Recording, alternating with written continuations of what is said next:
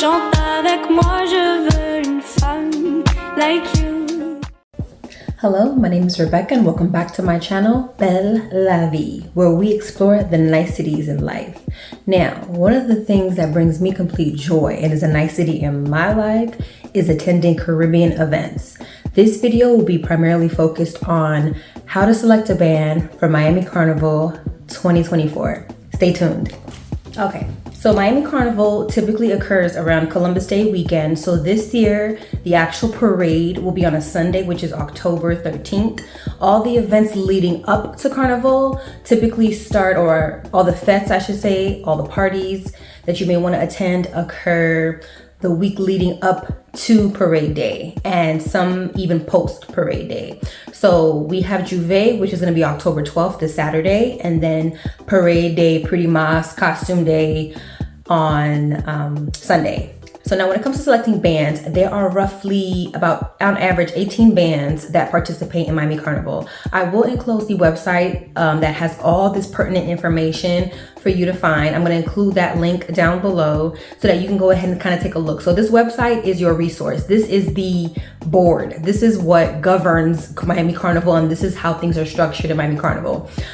So this information, you'll find the bands, the Juve bands that are there. If you have kiddies that want to participate, there is Jr Carnival as well. All that will be listed there. First and foremost, when it comes to bands and when you kind of get an idea of what bands you may want to participate, I highly advise following their social media pages. If the band is active on Facebook, get down on their Facebook. I want to say that majority of them are quite active on Instagram. On that website, I'm going to link the South Florida Band Leaders Association website. That website also does have contact information for the bands. Now, how swift they are in responding to emails and phone calls, I cannot guarantee you that, but I do know that some bands are pretty receptive on DMs with Instagram. So definitely get all the information that you can. Now, when it comes to selecting the band, everyone has their own criteria. It could be the selection of costumes and the reputation on the quality and design of the costumes, or there might be particular designers that you want to follow, so you're maybe a designer chaser. Then there are those who are straight vibes chaser. Maybe you're a DJ chaser. You like the set of DJs that they have that play at parade day or mas day, or for the Juve, if Juve is included with the band. Or you just know that they party and have a good time and you just here for the vibes. Then there are some who focus primarily on what amenities are offered. So there are a set of amenities that are offered on the road. Every band has their own little spin on things, and they add their own little things to make a personal experience for each masquerader. So it's up to you to decide. For me, customer service is top tier, number one. I don't play about that. I am looking for a band that is professional, structured, organized, and still has a good time, and costumes still look great. Last year, I participated with K-Paya Band, and I had an amazing time. From registration all the way to parade day, it was seamless, okay? Now, this video is not meant to be biased because I want you to make your own informed decision. But K-Paya is that band. I'm sorry, it really is. I'm not so much of a loyalist. This was my first time participating with them, but attending their other events throughout the year and being a masquerader with them was a beautiful experience. They were so communicative. The costume selections were great. I loved the entire process. But I definitely want you to make your own decisions. Now, 'tis the season for band launch. So bands are gonna start launching as early as May. Some may go into June, but this is the time that bands will begin to launch. I would recommend, if there are any particular bands that do catch your eye, stay abreast to all the updates, get your notifications on, because they will be launching mostly online. There's actually a showcase that does occur in person, and you're able to see it up close if you are local to Miami. But for the most part, you can find all this stuff when they eventually do put their virtual launch online. You'll be able to see that. So each band will have a theme. So there's a theme in place first and foremost. Then you have different sections amongst this thing. Depending on the size of the band is usually how many sections they choose to have. And all of these sections coincide with the actual theme. You decide whether you like the colors, the design, the style, the feather pack, the body wear, headpiece, whatever sings to you and calls to you, you decide, male or female, what works for you. Last year, again, I did with Cape Haya. The theme for Cape Haya was toxic beauties. So all of the sections were poisonous plants. My poisonous plant happened to be oleander. That is the backpack that I had. When it comes to choosing a feather pack or a backpack, you need to decide whether or not you can carry that on the road and if that will be comfortable enough for you. Some body wear is so intricate enough and beautiful as it is, you don't really need the feather pack, but I like the extra and I love the theatrics. So I'm gonna do a feather pack or backpack. So it's up to you to decide whether or not. To be mindful that not every band is gonna have a check-in service or a drop-off service or be able to accommodate you in holding your backpack unless you happen to be in a VIP section, which is very limited anyway. So you need to make that decision also, because this is a little bit of a commitment and this does cost extra. There have been a lot of graveyards on parade day of people who could not handle their backpacks and they just ditched them on the side of the road. And I'm just looking at hundreds of dollars and thousands of dollars sprawled across the road. So just be mindful, if it's not for you, look for an intricate body wear and you'll be just as beautiful. For the fellas, usually they have some kind of headpiece in place and it's really simplistic, so it doesn't take too much. And most guys, I don't see too many guys really carry around a large feather pack anyway. So after the band's launch, they will have everything available on the website. Now, this is when you want to really make the final decision. You can look at the launch and see what sings to you as far as the colors and the designs, but go on their website and that's when you'll be able to see all the bodywear options. Some bands are very accommodating when it comes to different shapes and sizes. They have fuller coverage or curvy or plus size options where they may be a little more high rise. The bra will be a more supportive bra versus the traditional wire bra that people like to wear. You might have a monokini option, but it's still sexy and sultry and still tasteful. So it's up to you and your comfort level, what you feel like wearing. I like being naked. So I love the thong piece. I don't mind if it's high-waisted or low cut, but we love a thong. I want my cheeks out and I'm small busted, so I need as much enhancement as I can get. So I'm doing a wire bra to va-va-va-voom and give me some volume up here. So that's just my personal preference. You do what works well for you. My band was very accommodating because my friend, she participated and she is bustier than I am. And she was able to communicate firsthand with the band leader and the designers and get things in place so that she was able to have more support with her monokini option. So even if you don't see something on their website, you can always communicate with the band directly to see if they can make any kind of accommodations and alterations for you. Be mindful, it will be at an extra fee, but it's nominal. It's a small fee, and it's totally worth it to ensure you have the best experience and that you are comfortable when you're on the road. Adding a costume to your cart does not mean that you're registered. You need to put down a deposit or pay in full if you're prepared to, but you need to put down a deposit so that you can lock in your costume and that so they can start to produce it. They typically will give you a couple of months after that, usually up into July, to make the final payment for your costume. So be mindful, get your finances in order, rub your pennies together and get it together. Now, after you selected your costume, then you can start to have fun with the accessories. Comfortable shoes are a must. You can decide if you want to do boots, tennis shoes. Crocs are a thing. It's trending. A lot of people wear Crocs. They say it's comfortable, it's not hazardous. I don't see how it works, but a lot of people tend to wear Crocs and are comfortable with it. I like a good structured shoe for the road. Be mindful, this is a long day. You will be walking, dancing, and cutting up, and you want to be as comfortable as possible. Size up or go at least half a size up in your shoes. Wear comfortable socks. Wear insoles in the shoes, whatever you can, padded insoles, gel insoles, foam inserts, anything to make it as comfortable as possible. You do not want to be in pain. It is going to ruin your experience on the road. Other accessories also are stockings. Some girls love to wear stockings. You can decide whether you're a stockings girl or not. I personally am not. I just don't like extra things on me personally, like sleeves or anything sticky, stack, you know, whatever. So I just tend to go stockingless, but it's super popular. Not only does it make for a seamless look, depending on the type of stockings that you wear, if you choose to do fishnet or one of those like dancer style stockings, it does look beautiful and it's seamless. And it does create like a really seamless look. It makes it look very uniform. Or if you have any imperfections that you're trying to disguise, you can also wear stockings for that purpose as well.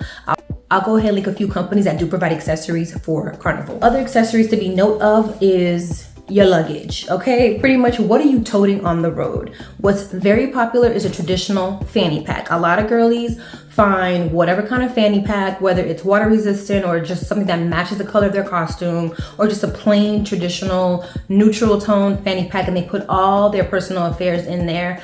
I personally am not a fan of fanny packs. I find that it just cuts my body in half a weird way. I don't think it's flattering with the costume. I prefer a thigh pack or a ankle pack, or something to put on my wrist. I would prefer things like that. I'll go ahead and also link a few companies that provide that as well. When it comes to makeup, if you are choosing to have your makeup professionally done, you also want to take into account where your makeup artist is located. Some makeup artists travel into Miami simply for the weekend to do makeup for the events leading up to Carnival as well as Mas Day. If you are staying down south, I do not recommend finding a makeup artist who is further north from where you'll be potentially staying, because not saying that there's so much traffic on a Sunday, but it is South Florida, it is Miami, you never know, for one. And two, you don't want to be ripping and running on the morning of Mas Day. You want it to be a comfortable and seamless experience. You don't want to rip and run that morning. If you're dead set on having this person book an earlier enough appointment for you so that you can make it back to your hotel in time and rest up a little bit and then get dressed and ready to go on the parade. I have a makeup artist. I don't know if I want to put her information down below because I don't need her booked out, but she is top tier. I'm hopeful that she will be back down again for Carnival weekend. I don't know if I might want to gatekeep this one because I don't need her booking out. And I want my slot. I want my time slot. So as soon as she starts to put out her dates and her times, I'm booking. And if she has any openings, then I'll make people aware. But other than that, that's my girl. So I'm keeping her. I'm sticking beside her. Now the music you will be hearing will be 99.2% soca. So I will include a few DJs for you to follow on their SoundCloud or on YouTube so you can get a feel of the music and get your ears familiar to the sound. I personally love DJ Gel, DJ Private Ryan, Jr Cruiza. There's Julian's promo on YouTube that posts songs like as soon as they're released. They're on top of it, and they also have music videos on that page as well. So I do enjoy that. But definitely staying abreast to the music. Not that you need to know all the songs and all the lyrics, but imagine hearing a song that just makes you feel so good and you enjoy listening to it at home on your own speaker. Then you get to an event or you get on the road, and sometimes they have road mixes of the song. So it's at a faster pace, they speed it up, they add more sound to it, they may add some drum sets to it, they may add a steel pan little thing to it, they put their own spin on it, and they make the road mixes so fun. So it's really nice to hear different variations of the music, especially if you also do happen to attend any concert fest and you see the performers live and you're able to hear the sound with a live band.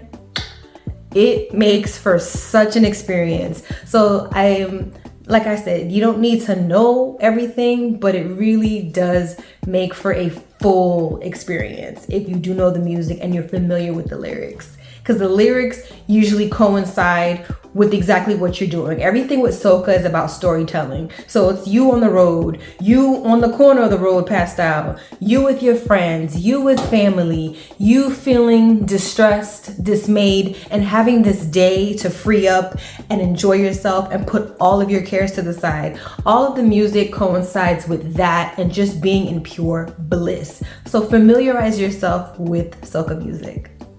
All are welcome. When I tell you, Caribbean people are so warm and so inviting.